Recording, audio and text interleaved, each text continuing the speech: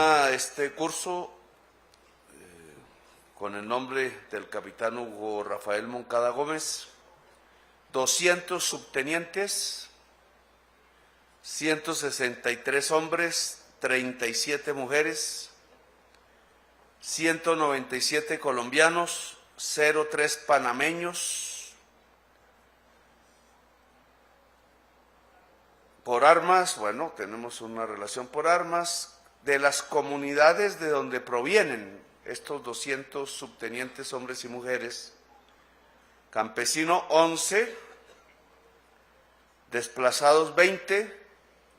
Fíjense el cambio en la historia de Colombia, que los campesinos son menos que los desplazados. Se podría hacer un bonito análisis ahí y terrible, lamentable. Indígenas 5, afrodescendientes 5. Esto va marcando que el origen, ya por nuestra estructura social actual, moderna, ya no es mayoritariamente rural, sino urbano. Sería bueno saber si de grandes ciudades o de pequeñas y medianas, y de qué territorios viene y se va configurando el ejército de Colombia. El dato no lo tengo aquí, ojalá algún día me lo entreguen. Bien, pues felicito obviamente a Alejandro.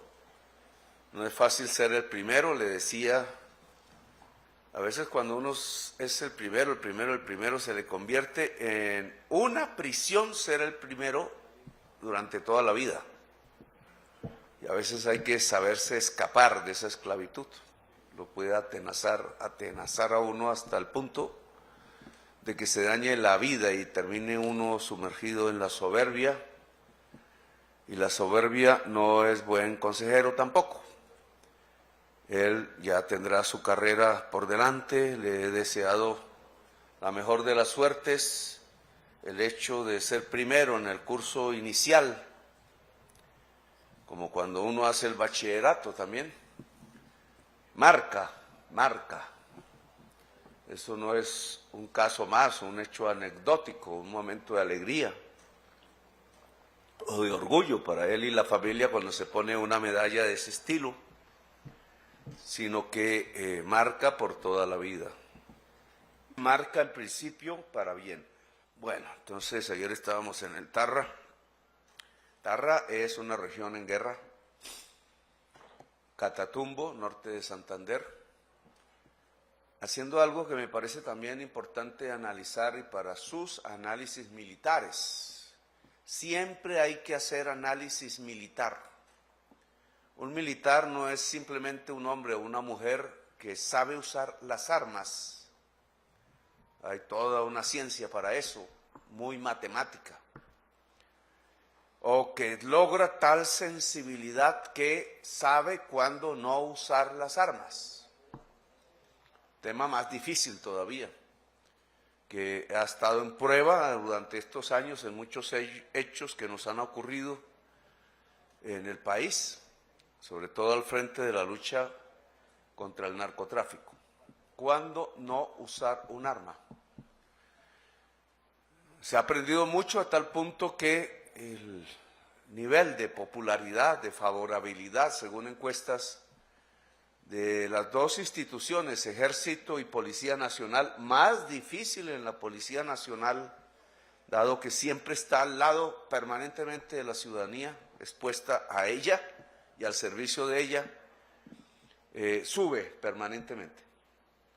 Cuando sube permanentemente ese indicador vía encuesta, el cariño de una población hacia su fuerza pública en general, aparece lo que se llama la moral, que repiten mucho en los periódicos.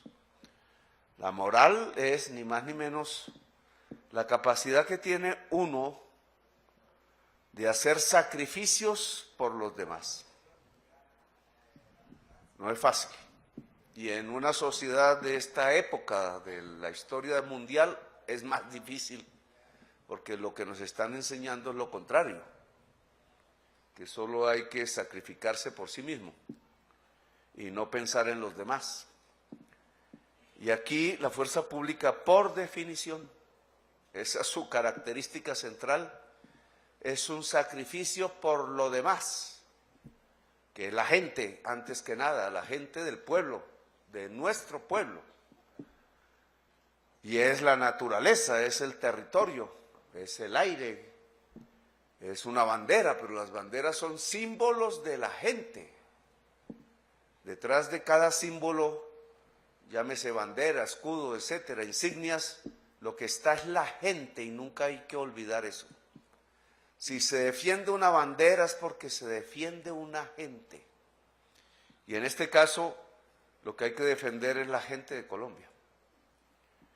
La moral está en la capacidad creciente, no puede ser baja, tiene que ser muy alta, de querer sacrificarse por los demás.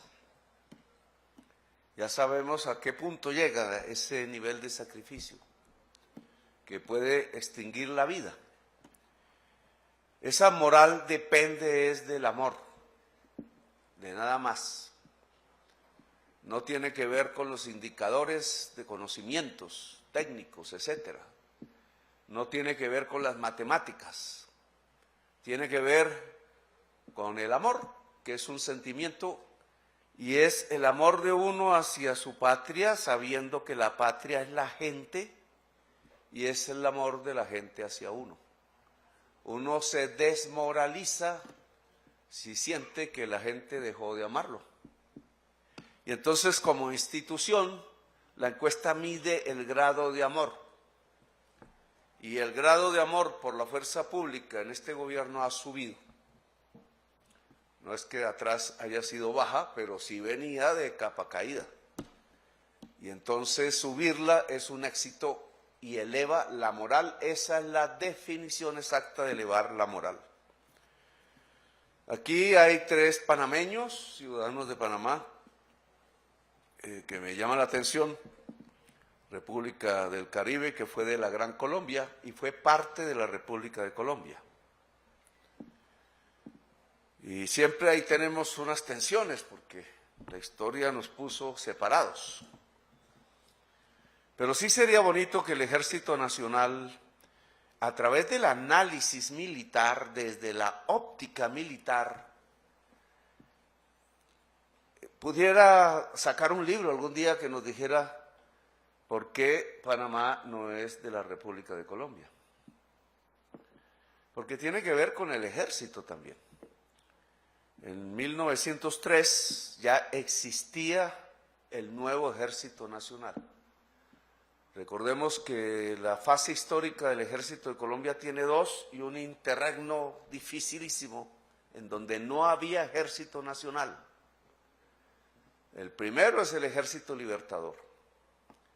Se acaba por allá en 1851, algo así, por decreto de gobierno.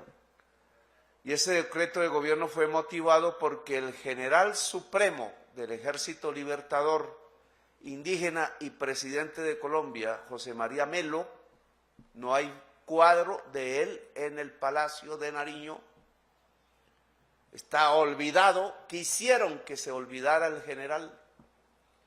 Está enterrado en los campos de Chiapas y aún no encontramos sus restos. Yo he querido traerlo, pero ese es el deseo, no sirve tanto como para la realidad. No hemos encontrado sus huesos. Fue fusilado por un ejército conservador en una época revolucionaria de México. Él estaba a órdenes de Benito Juárez. Por sus ideas que lo llevaron a participar en todas las batallas de Simón Bolívar, todas, incluso las que Simón Bolívar no estuvo, y después de la muerte de Bolívar lo llevó a defender con las armas la idea gran colombiana en Venezuela, para tratar de que se mantuviera en la Gran Colombia con las armas en la mano. Fue derrotada la historia de la Gran Colombia por ahora, y él se fue a pelear en otros países, luchando siempre por la libertad, que fue lo que le enseñó Bolívar. Hay una frase de las Fuerzas Especiales de los Estados Unidos que me regaló el encargado de negocios, yo le devolví el regalo. Pero en la medallita que siempre cargaba aquí en mi billetera, la tenía muy emocionado ahí, el juramento decía, o dice, que todas las personas que integran las Fuerzas Especiales de los Estados Unidos juran luchar contra la opresión. Ese es el mismo juramento que nosotros hemos hecho. Y ese lo puso Bolívar, porque hace parte de la generación de los emancipadores, como los fundadores del ejército de los Estados Unidos fueron también, al lado nuestro. Hacemos parte de la misma historia, y es más o menos en las mismas épocas donde América se llenó de libertad y de repúblicas. La única monarquía que queda en América es Canadá y la respetamos, pero en general todos y todas las americanas con mucho heroísmo luchamos, porque somos descendientes de ellos, por la libertad y la república. Yo diría por la democracia, que la palabra vino después y es una lucha. Pero entonces sí sería bueno preguntarnos por qué, si una vez desaparece el primer ejército libertador y el general Melo es olvidado, por una razón básica, fue presidente elegido por los obreros de Bogotá para acabar la esclavitud y defender la industria nacional. Y los ejércitos esclavistas rodearon esta ciudad y por allá en Faca derrotaron al general José María Melo y acabaron por decreto con el ejército libertador y transaron acabar la esclavitud, pero a cambio de que reconociéramos que seres humanos de color diferente, traídos a la fuerza, fueran tratados como propiedad privada de los esclavistas y a cambio de su libertad se les pagara del Tesoro Nacional por indemnización. Asqueante. Y es páginas de la historia que no debemos olvidar. Después vino las guerras y guerras y guerras, de las cuales no hemos salido, y no hubo un ejército nacional, sino muchos ejércitos, casi siempre cada uno liderado por un hacendado. Defendían sus tierras y cómo defender su tierra, propiedad privada. Pero no había un concepto de nación, de democracia, de lo colectivo, de la patria, sino de regiones e intereses. Yo creo que parte de eso hoy nos marca también nuestra historia actual, porque también hay grupos queriendo ser ejércitos particulares al servicio de hacendados que son hoy, todos ya lo sabemos, narcotraficantes. Y nos hacen matar entre nosotros por codicia, porque el narcotráfico es un negocio de la codicia. Y esto pues lo he recalcado muchas veces. Si la codicia gobierna Colombia, se acaba la vida. Codicia y vida son antagónicos. El alma codiciosa no está viva, termina en manos de la muerte o es instrumento de la muerte. Bien, el segundo ejército nacional entonces se creó después de décadas en lo que se llamó la regeneración, Constitución de 1886, que duró un siglo hasta hace poco. Nosotros la derogamos, Constitución del 91, pero se mantuvo la idea del Ejército Nacional como eje central. Y aquí salen unas ideas concretas. Una, lo que hemos decidido como pueblo, a menos que cambie la Constitución del 91, es que solo la fuerza pública tiene armas. Monopolio de las armas, le dicen eso aquí a mi cúpula. Monopolio de las armas es una escogencia, pudo ser otra, en Estados Unidos es otra. Y allá hay masacres y masacres por doquier. Pero nosotros escogimos una que es la orden de la Constitución. Nadie más que el ejército debe tener, el ejército, la fuerza pública debe tener armas.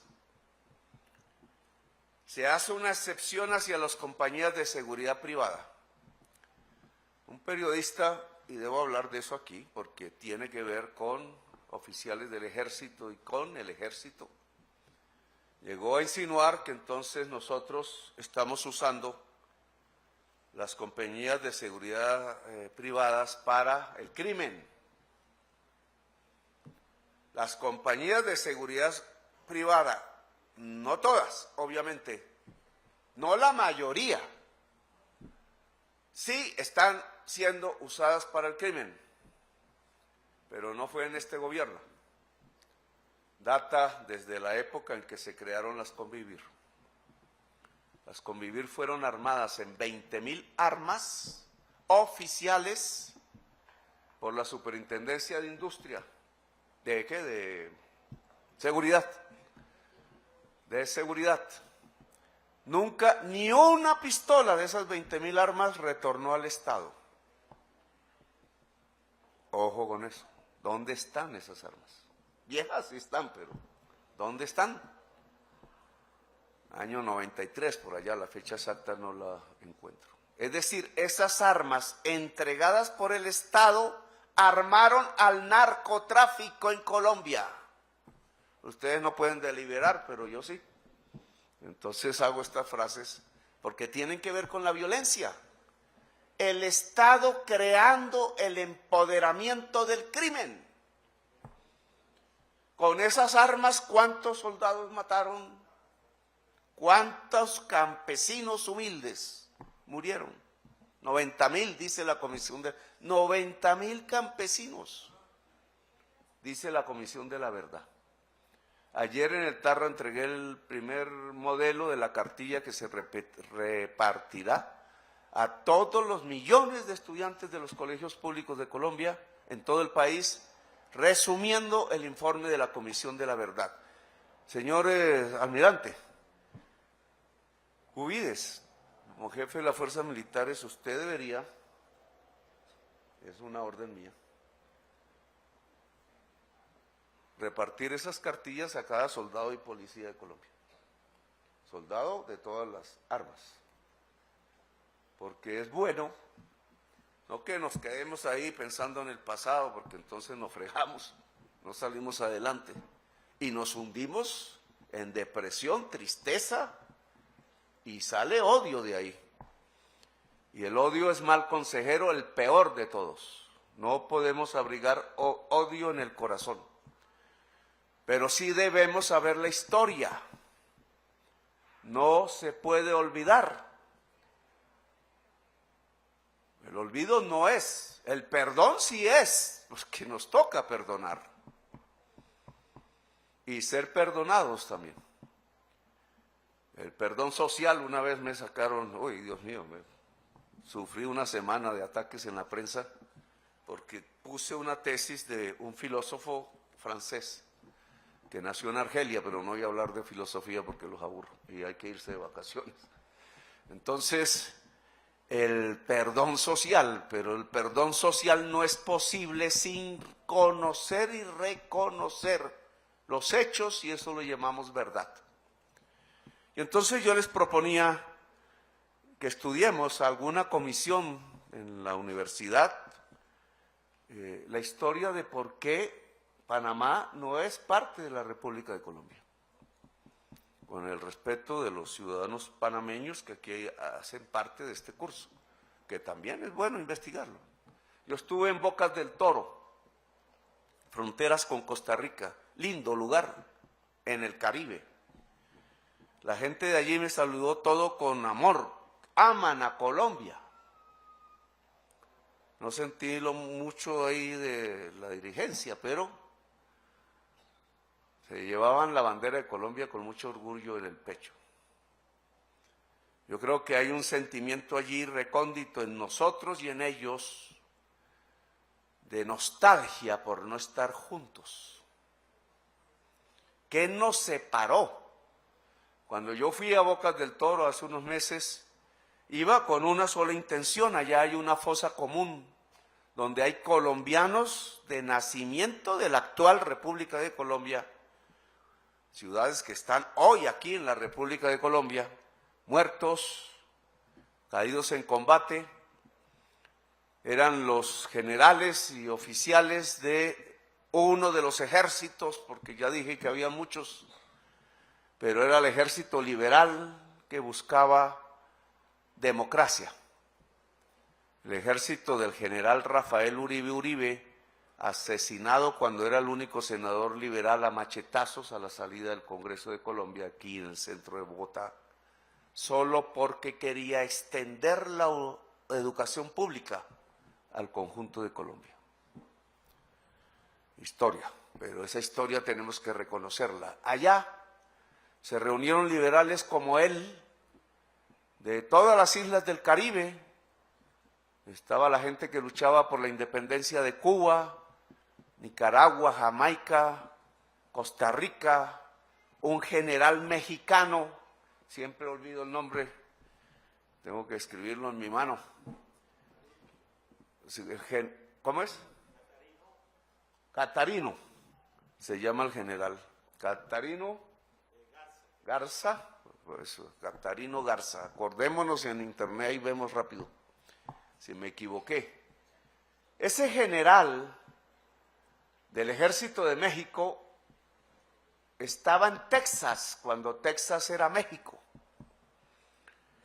Y entonces cuando vino la invasión del norte, que quitó Texas a México, él no quiso deshonrar su uniforme, ni su juramento, ni su bandera, y se mantuvo en Texas armado al frente de sus hombres y no reconoció al gobierno de los Estados Unidos de Norteamérica, porque México son los Estados Unidos de mexicanos, y lo persiguieron por todas partes tratando de matarlo. Rebelde dirían, pero no era un rebelde. Estaba luchando por una legitimidad, porque Texas era de la República de México, así como Panamá de la República Colombiana. Y él se escapó, desapareció y terminó apareciendo en Bocas del Toro, 1885, y dirigió con todos los liberales colombianos, panameños hoy también, caribeños, la toma del cuartel de esa ciudad. Había un acorazado de los Estados Unidos al frente. Cuando yo llegué a Bocas del Toro también había otro. Y perecieron todos en combate. Fueron derrotados. ¿Qué hubiera pasado si hubieran ganado? Ese es el análisis que me gustaría que hiciéramos. ¿República de Panamá estaría fuera de nosotros o seríamos nosotros? Análisis que hay que hacer, porque había un ejército de Colombia en ese momento, fundado por la Constitución del 86. ¿Por qué el ejército de Colombia no actuó para tener a Panamá? Por una orden de un civil, presidente de ese momento. Ya no me acuerdo el nombre, Marroquín creo que era, bueno, ustedes me dirán. Y el presidente decidió que no había que defender a Panamá, sino que había que venderla por 13 millones de dólares. Muchos de esos dólares pasaron a patrimonio familiar de los actuales muy ricos de Colombia. Otros se volvieron ferrocarriles y otros volvieron esos ferrocarriles nada, como todos sabemos, si recorremos la geografía nacional. Es decir, vendimos a Panamá por un precio de huevo, que ahora sí podemos decir que es precio de huevo, por nada. Y nosotros no podemos ser así, porque juramos defender la bandera no de la cobardía de un presidente, sino que la bandera es del pueblo y de la gente colombiana. Y Panamá debió ser defendida. Análisis militar que ya no nos sirve para devolver la historia, porque ya es un hecho que existe la República de Panamá y la respetamos y la consideramos hermana. Pero eso sí, le hacemos una solicitud seductora. Volvamos a establecer una gran confederación de una Colombia grande, entre las naciones que hoy existen, que fueron de la Gran Colombia. Porque solo si unimos lo que fue la antigua Gran Colombia, México volverá a mirar hacia el sur y Brasil volverá a mirar hacia su Suramérica, y las tres más grandes economías de toda esta América Latina y del Caribe volverán a plantear la bandera de la unidad para que no nos irrespeten. Es en la división que nos irrespetan. Es hablando cada uno solo por su lado, a veces defendiendo intereses codiciosos al interior de sus países, a veces escondiendo el rabo de paja que hay, por el cual nos están insultando, y no solamente insultando, sino humillando, y no solamente humillando, sino matando nuestras gentes. Equivocados o no, son nuestros ciudadanos y ciudadanas. Y si tienen que ir ante un juez, que vayan. Pero en Colombia no hay pena de muerte. Y por tanto, los que nos matan en Colombia desde afuera, primero, no tienen perdón de Dios, y segundo, no pueden ser aplaudidos por nosotros, y tercero, el ejército de Colombia debe defender a todo y toda ciudadana colombiana en el territorio nacional. Y entonces tenemos que hablar de soberanía, no como nos pasó en Panamá. De sus lecciones tenemos que aprender. La soberanía se defiende con la vida. Ese es el compromiso que hicimos quienes por moral luchamos por los demás, no por nosotros mismos. Y aquí estamos siendo amenazados. Y a Colombia no se le amenaza. Porque cuánta sangre de ustedes o de la Policía Nacional y de los colombianos del común y de los que no son del común, porque cuántos líderes de este país no han muerto en manos del narcotráfico, como para que nos vengan a decir hoy que es que no estamos luchando contra el narcotráfico y aquí hay un cartel de los soles. Todos sabemos aquí que el narcotráfico puede comprar el corazón codicioso. Por eso vuelvo a repetirlo, la codicia es enemiga antagónica de la vida. Pero no todos los hombres y mujeres tenemos el corazón codicioso. No nos dejamos comprar, no estamos en venta. En venta estaban los esclavos a la fuerza. Y todo aquel o aquella que se venda se vuelve esclavo. Y Bolívar dijo que éramos hombres y mujeres libres. Y la Constitución del 91 lo repite y lo ordena. Luego, aquí la orden del Comandante Supremo de las Fuerzas Militares de Colombia, heredero de José María Melo, último general del Ejército Libertador, y de Bolívar, primer comandante, es que aquí defendemos la soberanía con nuestra vida. Y que advertimos que Colombia no se deja amenazar y que el que pase de la amenaza a la acción solo despertará el jaguar americano que está dormido en el corazón del pueblo. Y este es un tema que quería conversar con ustedes porque obviamente es lo que está sobre la mesa en estos días. Con nosotros puede hablar cualquier gobernante y pueblo del mundo, no hay problema. Tenemos la capacidad de entendernos con todos los pueblos. Podemos hablar de tú a tú, de frente, mirándonos a los ojos. Si usted tiene razón, reconozco mi error, corrijamos. Si yo tengo razón, entonces es al revés. Si ninguno tiene razón, encontremos la razón. Como seres humanos se dialoga, no bajo amenaza. Que aquí hemos puesto sangre por litros. ¿Cuánta sangre sería? Nadie ha calculado eso, terrible número. Sangre y sangre por luchar contra el narcotráfico desde hace medio siglo, para que los berracos gringos no se metan tanta cocaína en la cabeza. Y entonces las gracias son un insulto. No, no tienen por qué insultarnos. Allá no han muerto, aquí sí. 1 millón de latinoamericanos muertos desde hace medio siglo es en esas guerras que ha desatado las mafias creadas por prohibir.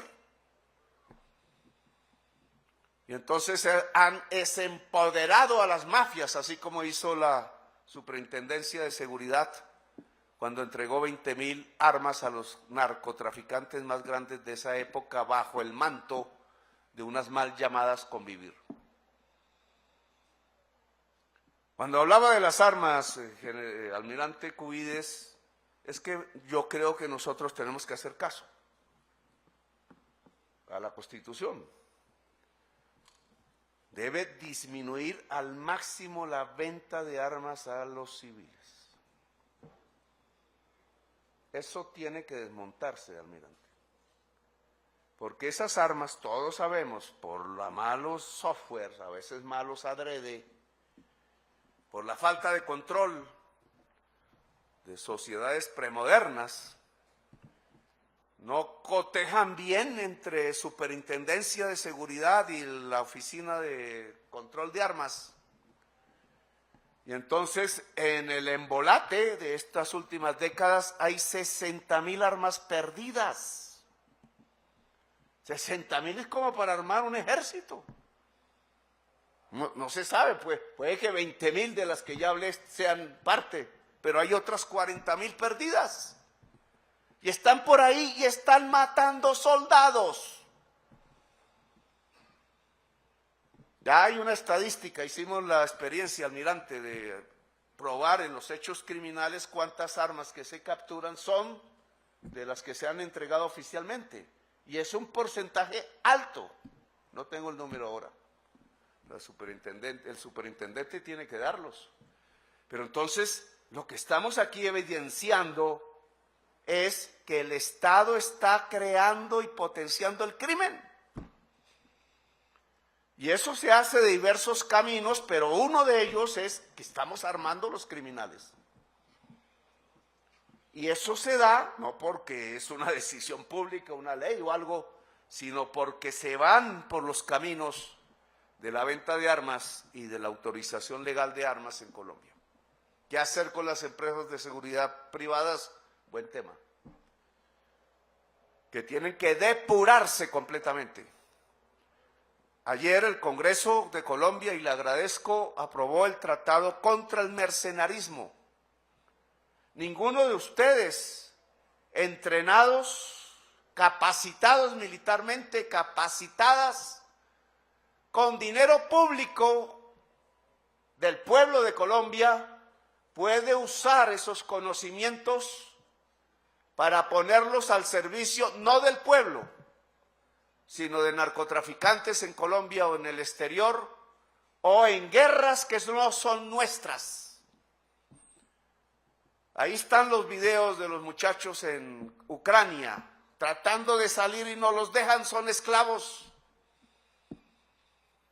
Y le pedí a la canciller que le oficie a Zelensky para que libere a los mercenarios colombianos de estos ejércitos, porque esa no es nuestra guerra, ni en Sudán, ni en Palestina, ni en ningún lugar del mundo, de ningún pueblo que nos haya hecho daño. Ni los ucranianos ni los rusos nos han hecho daño. ni los palestinos jamás nos han hecho daño, ni los del Corea del Sur nos han hecho daño, ni los de Sudán. Sus conflictos internos, ojalá se resuelvan pacíficamente, pero sus conflictos armados no tienen por qué tener ayuda del pueblo de Colombia a través de oficiales que, teniendo el conocimiento, se van a pelear por causas ajenas, guerras inútiles, terribles, que no son nuestras guerras. El mercenarismo ha quedado prohibido en Colombia. Pero entonces esto nos lleva, almirante, a que miremos una normatividad muchísimo más drástica. En mi opinión, como presidente de Colombia, ningún civil en Colombia debe tener armas, ni el presidente. Y yo creo que eliminaríamos uno de los mecanismos por los cuales la violencia se nos perpetúa y el crimen. Y dejo esto para la discusión pública, porque no son ustedes, no son deliberantes, pero sí el pueblo, y entonces debe discutirse. Y podríamos hablar de varios temas más que están hoy.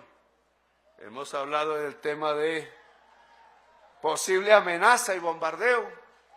Hemos hablado del tema de las armas, interno de Colombia, no es externo. Hemos hablado del mercenarismo. No hemos hablado de la paz, y es lo que tenemos que conseguir.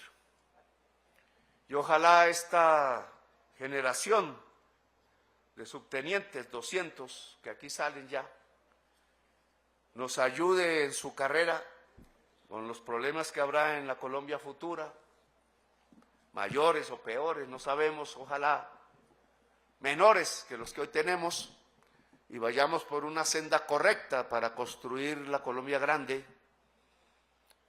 Entonces ustedes tendrán la responsabilidad, en la medida en que pasen los años y su experiencia, de conducir la fuerza del ejército de Colombia.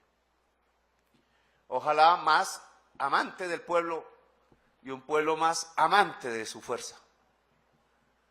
Ojalá campesinos, decíamos antes, y soldados puedan juntarse para alzar la bandera nacional en común y con orgullo, no otras banderas.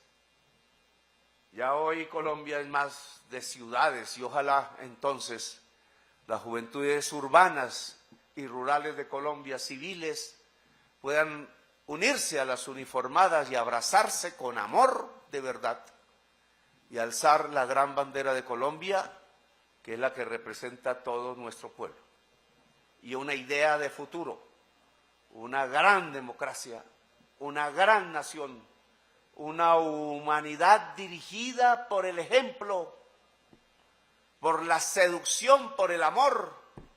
Paréntesis, salió una encuesta ayer que dice que los hombres de Colombia en el mundo tenemos el primer lugar en sentirnos felices del amor de la mujer que recibimos. Ese es un triunfo que hay que enorgullecerse. No hay pueblo en el mundo, según esa encuesta, que tenga ese mismo nivel. Y problemas sí que hay, todos sabemos, de feminicidios que van a la baja, de machismo que no está a la baja todavía y que hay que llevar a la baja, pero entre hombres y mujeres libres, y hay que libertar al máximo la mujer y al hombre. Estamos construyendo una sociedad que por lo menos es vanguardia en el mundo en amarse. Ojalá dejemos de ser vanguardia en el mundo en matarnos. En la exuberancia de la vida no vale la pena entonces acabar la vida. Y ustedes son la generación que podrá hacer eso, paso a paso, con amor. Y lo lograrán, estoy seguro. No estaré yo dirigiéndole las palabras, pero ustedes las recordarán. Nuestro objetivo mayor es una gran Colombia, una Colombia grande, una Colombia en paz, soberana, libre, Colombia libre, hay que gritar desde el corazón. Y una Colombia de justicia y de libertad. Por eso juramos. Y entonces les agradezco mucho su atención. Aquí tengo otra. El ejército autorizó 12 días de permiso. Eso da hacia más o menos 18, algo así, de diciembre, 13, no, 14, 16 de diciembre. Entonces yo le voy a dar 5 días más de descanso. Traten de que coincida con la Navidad. Le he pedido a Colombia, pero es orden presidencial que en esta Navidad no matemos, no nos matemos.